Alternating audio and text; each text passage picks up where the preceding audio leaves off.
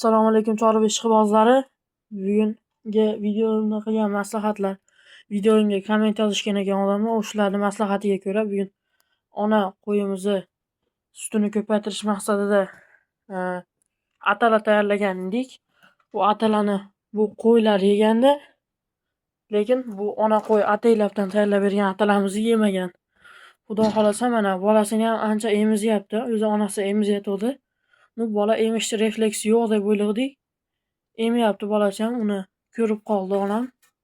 Emayotgan ekan, endi bunga emdirmaymiz. Qo'zichog'imiz karabelniya, bu sovlig'imiz olovda pryamoy qizimikin, shunaqa bo'lsa kerak.